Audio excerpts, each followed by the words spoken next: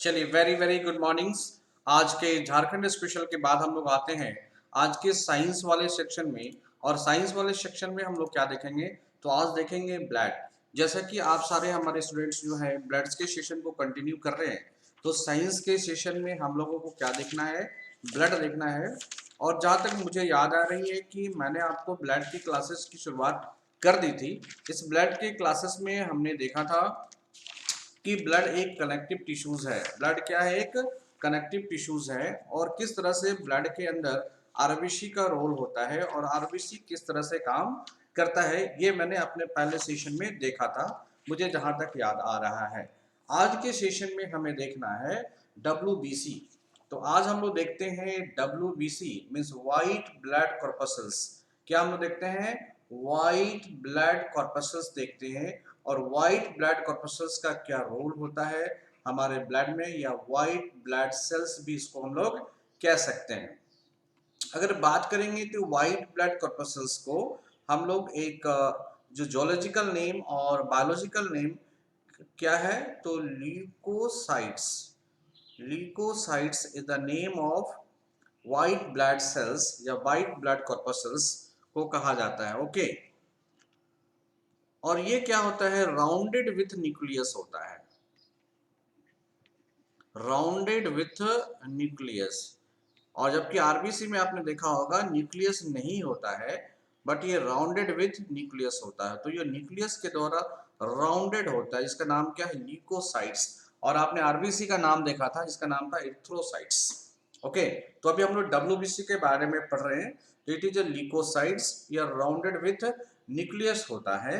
Basically अगर आप इसका रोल देखोगे, ये डिफेंस मैकेनिज्म को काम करता है, आपके बॉडी के इम्यून सिस्टम को बनाने में निर्माण करता है। अगर इसकी बात करें तो डब्ल्यूबीसी का formation, the formation of WBC किधर देखने को मिलता है, तो डब्ल्यूबीसी का फॉर्मेशन मिलता है आपका बोन मैरो में। बोन मैरो में डब्ल्यूबीसी का फॉर्मेशन होता है। ओके। वो पैर के पास एक पैर ये है आपका ना, इस पैर के पास एक ये, this is the bone marrow. तो बोन मैरो में फॉर्मेशन किसका होता है, तो डब्ल्यूबीसी का फॉर्मेशन होता है बोन मैरो के अंदर। करेक्ट। जो हमारे स्टूडेंट्स हैं जिनकी क्लासेस चल रही है वो देख रहे होंगे। और ये 2 से 4 दिन इनका लाइफ होता है। इनका लाइफ स्पैन कितना होता है, 2 से 4 दिन तक ये जिंदा रहते हैं, उसके बाद ऑटोमेटिकली डेड कर जाते हैं। ओके। कहीं कहीं आपको 3 से 4 दिन भी देखने को मिलेगा। इस तरह के क्वेश्चंस एग्जामिनेशन जब भी पूछे जाएंगे तो एक रेंज देके दिया जाएगा कि लाइफ स्पैन कितने होते हैं, तो 2 to 4 में आ ही गया, 3 to 4। ओके। इनका एक लाइफ स्पैन होता है। ओके। अगर आप बात करो कि ये डेड किधर होता है, तो डेड की अगर बात करोगे तो ये लिम्फ लिम्फ नोड्स और लीवर या फिर स्प्लीन के अंदर यह डेड होता है। ओके। तो ये डेड किधर होता है, तो लिम्फ नोड्स, लीवर या स्प्लीन में यह डेड होता है। इनका फॉर्मेशन किधर होता है, बोन मैरो में होता है। और डब्ल्यूबीसी को हम लोग क्या कहते हैं, ल्यूकोसाइट्स कहते हैं। और ये राउंडेड बिस न्यूक्लियस होता है। और इसको एक कॉमन नाम से जानते हैं, दैट इज यह हमारे शरीर का सैनिक होता है, सोल्जर ऑफ आवर बॉडी। यह हमारे बॉडी का एक क्या होता है, सैनिक होता है, सोल्जर्स होता है।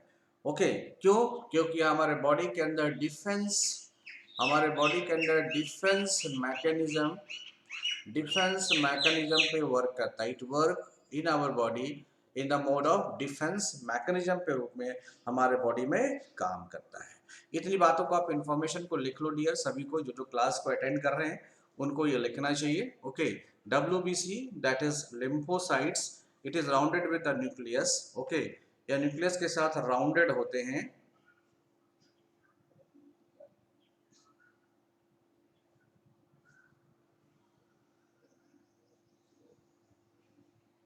राउंडेड विथ न्यूक्लियस होते हैं, 3 से 4 दिन इनका लाइफ स्पैन होता है। लिम्फ नोड्स या लीवर इनको कहा जाता है। करेक्ट।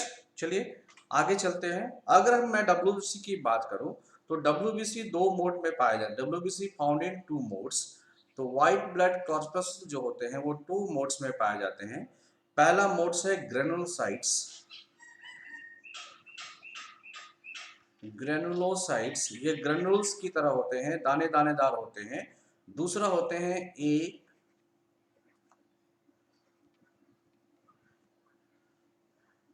ग्रेनुलोसाइट्स, तो ये बिना दानेदार भी होते हैं और दानेदार भी होते हैं। तो दानेदार होते हैं तो ग्रेनुलोसाइट्स, और बिना दानेदार होते हैं तो ए ग्रेनुलोसाइट्स। तो जो ग्रेनुल्स के रूप में पाए जाते हैं वो कौन कौन होते हैं, उनका नाम है बेसोफिल्स, इनका नाम है बेसोफिल्स। दूसरा नाम है इसिनोफिल्स, ओके। और तीसरा नाम है न्यूट्रोफिल्स, तीसरा नाम है न्यूट्रोफिल्स, ओके। तो तीन सेल्स होते हैं जो ग्रेन्यूल्स के रूप में होते हैं। This all are the cells present in the WBC, basophils, eosinophils and neutrophils. और ये ग्रेनुलोसाइट्स कौन कौन होते हैं, ये होते हैं मोनोसाइट्स, मोनोसाइट्स। और दूसरा कौन होते हैं, तो लिम्फोसाइट्स। कौन होते हैं, दूसरा होते हैं लिम्फोसाइट्स। तो monocytes and lymphocytes are the agranulocytes. ये ग्रेनुल्स के रूप में नहीं होते हैं, मतलब ये लंबे लंबे तरह के होते हैं, और ये जो होते हैं छोटे छोटे ग्रेनुल्स के रूप में होते हैं, ओके। तो WBC are two modes, granulocytes and agranulocytes. तो ग्रेनुलोसाइट्स में कौन हो गए, बेसोफिल्स, एसिनोफिल्स, न्यूट्रोफिल्स। और ए ग्रेनुलोसाइट्स में कौन होंगे, monocytes and lymphocytes, okay, monocytes and lymphocytes.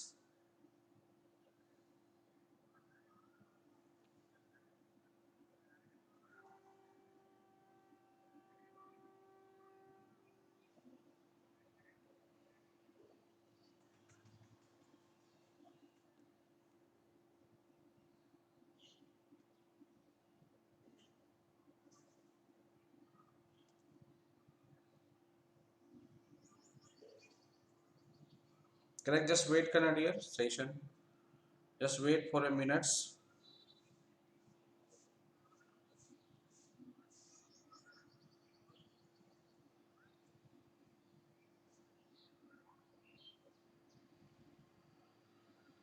निपटारा कर पाना। आइए दूसरा देखते हैं। दूसरा जो Hathu Munda, this post is known as the Hathu Munda. और यह हाथू मुंडा का क्या काम है ये देखना होगा। ये हाथू मुंडा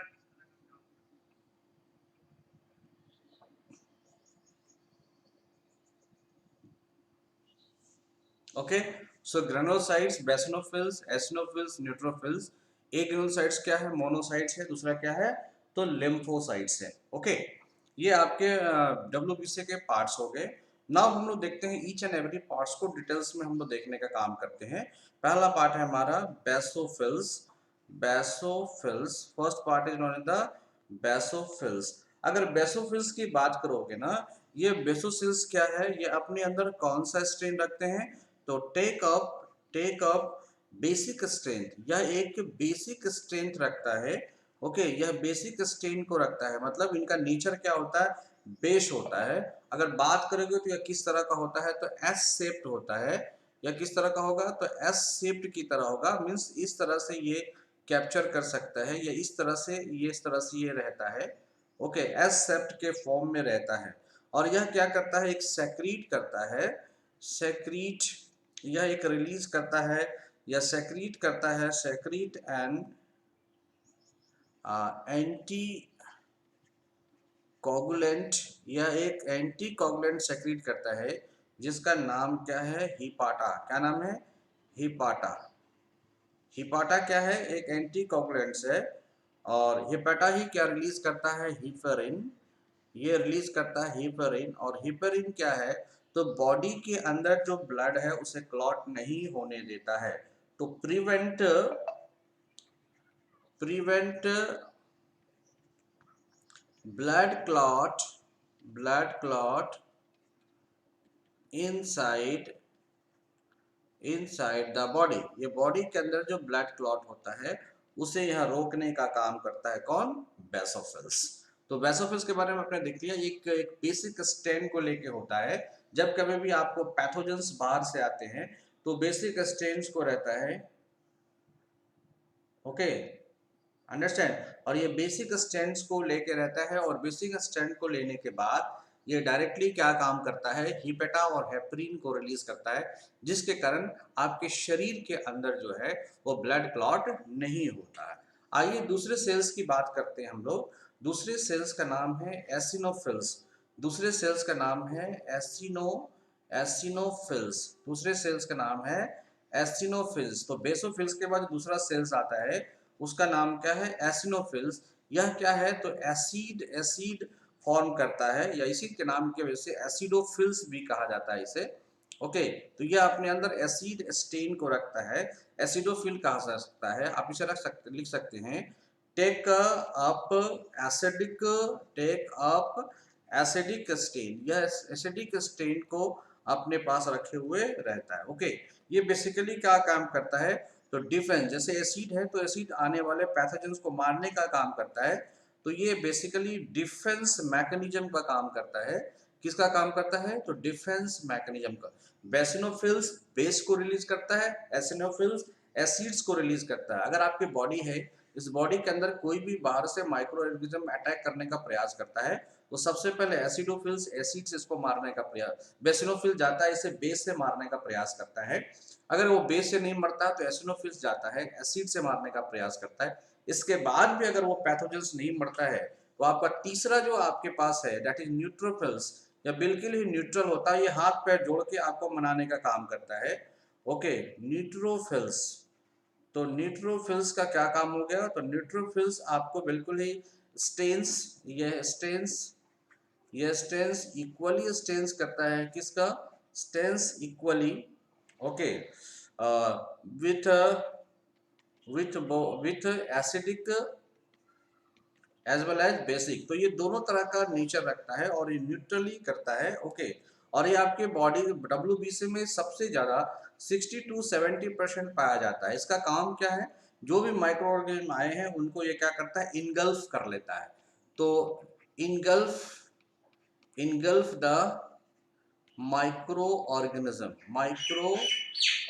जो बाहर से माइक्रो ऑर्गेनिज्म आते हैं उनको जो इंगल्फ करने का काम कर लेता है, specially bacteria, virus, paramecium, Plasmodium, whatever जो आपके बॉडी में ऊपर से अटैक करने का काम करते हैं। तो सबसे पहले गया बेसोफिल, बेसोफिल के बाद गया एसिडोफिल्स, और एसिडोफिल्स के बाद चला गया न्यूट्रोफिल्स। तो पहले आपको हाथ जोड़ता है, नमस्ते करता है, नहीं मानते हैं तो सीधा वो आपको क्या करता है, इनगल्फ करने का काम करता है। ओके, इसके बाद जो चौथी सेल्स आती है, ये देखोगे चौथी सेल्स आपका है मोनोसाइट्स। चौथी सेल्स क्या है, मोनोसाइट्स। चौथी सेल्स है, the fourth cells is monocytes.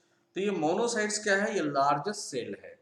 Monocytes is the largest cell of WBC. ये डब्ल्यूबीसी का लार्जेस्ट सेल्स है। ओके, और ये वेरी वेरी मोटाइल्स होता है, it is very motiles, it is very motiles. और ये किसका काम करता है, तो यह डिफेंस का काम करता है, very motiles and work like a defence. Okay, ये कूद कूद के आपको रक्षा करेगा। और पांचवा जो आपका होता है that is lymphocytes, that is lymphocytes. ये 25% ऑफ डब्ल्यूबीसी। डब्ल्यूबीसी में सबसे ज्यादा आपको न्यूट्रोफिल्स है, और न्यूट्रोफिल्स के बाद क्या है, तो लिम्फोसाइट्स है। ओके, तो इसका काम क्या है, take part in the in the formation of take part in the formation of take part in the formation of antigens. तो ये एंटीजेंस के फॉर्मेशन में मदद करता है, और यह क्या बनाता है, तो एंटीबॉडी बनाता है, और एंटीबॉडी बना के आपके शरीर को रक्षा करता है। ओके, तो इसी वजह से, इस लिम्फोसाइट्स की वजह से, ओके, ये आरबीसी की अपनी एक पहचान है, यह आपके बॉडी में एंटीजेंस का फॉर्मेशन कर देता है।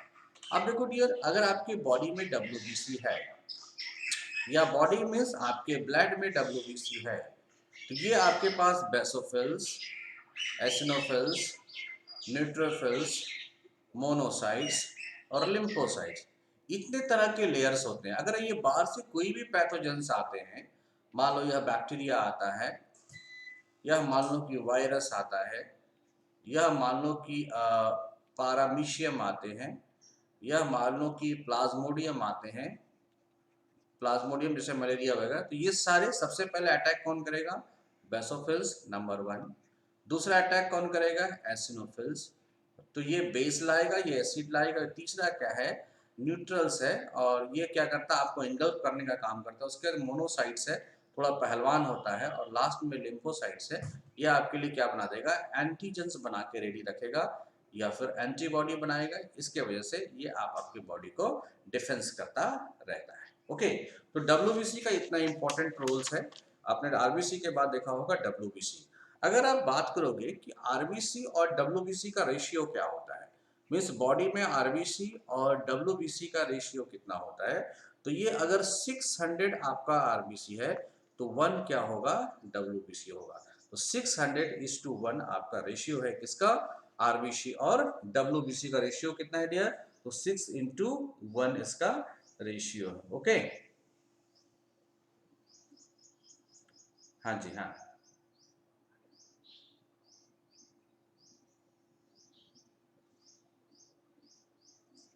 ओके, ये आपका रेशियो देखने को मिलता है ब्लड के अंदर। तो आपने देखा था, नेक्स्ट डे देखा था आपने क्या कि किस तरह से ये रोल आपका आरबीसी का है। आज आपने क्या देख लिया? डब्ल्यूबीसी। अब इसके बाद होता है प्लेटलेट्स। ब्लड के अंदर क्या पाए जाते हैं डियर? तो प्लेटलेट्स पाए जाते हैं। ब्लड के अंदर पाए जाने वाले कौन है? प्लेटलेट्स।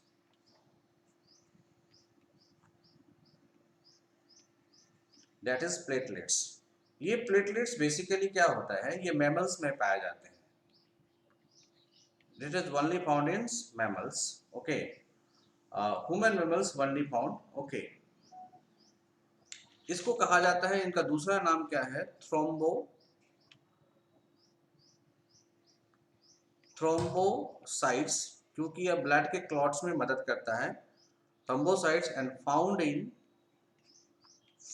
इन बोन मैरो, और यह भी बोन मैरो में पाया जाता है। ओके, कहाँ पाया जाता है? बोन मैरो में पाया जाता है।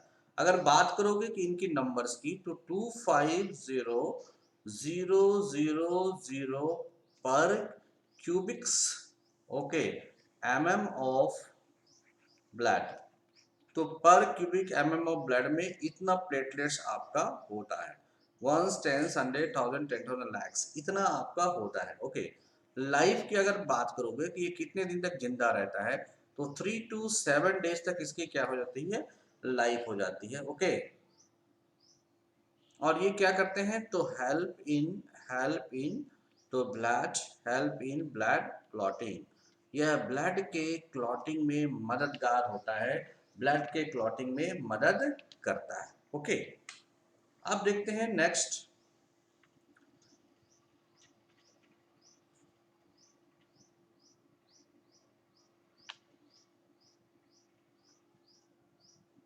अब ये देखो कि ब्लड के अंदर जो पीएच को रेगुलेट करता है, वो कौन करता है? तो ये प्लेटलेट्स ही पीएच को रेगुलेट करता है।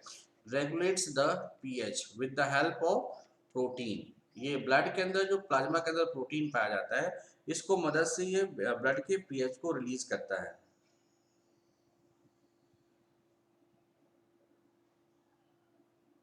इनके अंदर भी देखोगे तो इनका भी कोई न्यूक्लियस नहीं होता है, लाइक आरबीसी के पास जैसा। और ये मरता कहाँ है? तो डाई इन स्प्लीन। ये सब लिखते चलेंगे डियर, ये काफी इंपॉर्टेंट है। डाई इन स्प्लीन। अगर इनका जो डेंगू होता है, अगर आपको डेंगू हो गया है, इसको डेंगू फीवर कहते हैं। ओके, अगर ये डेंगू फीवर हो गया है, तो इनमें सबसे ज्यादा प्लेटलेट्स का नंबर क्या होता है? नंबर ऑफ प्लेटलेट डाउन होता है। डेंगू फीवर अगर आपका हो गया है, तो सबसे ज्यादा प्लेटलेट्स की संख्या क्या होगी?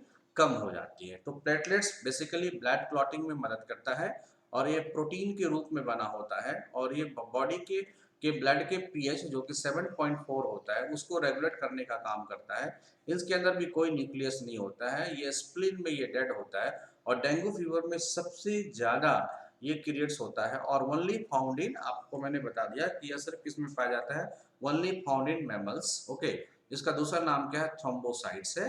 फाउंड इन बोन मैरो, और इतना आपका क्यूबिक्स मतलब 2,50,000 क्यूबिक mm ऑफ ब्लड होता है। लाइफ स्पैन 3 to 7 डेज होता है। हेल्प इन ब्लड क्लॉटिंग, और यह ब्लड क्लॉटिंग में मदद करता है। ओके, तो चलिए आज इतना ही हुआ। आज आपने WBC के साथ साथ क्या पढ़ा, ब्लड प्लेटलेट्स को पढ़ा। नेक्स्ट क्लासेस में आगे हम लोग लिम्फ की पढ़ाई करेंगे, और फिर हम लोग धीरे धीरे ब्लड्स के ग्रुप्स की ओर मूव करते हैं। Okay fine, thank you.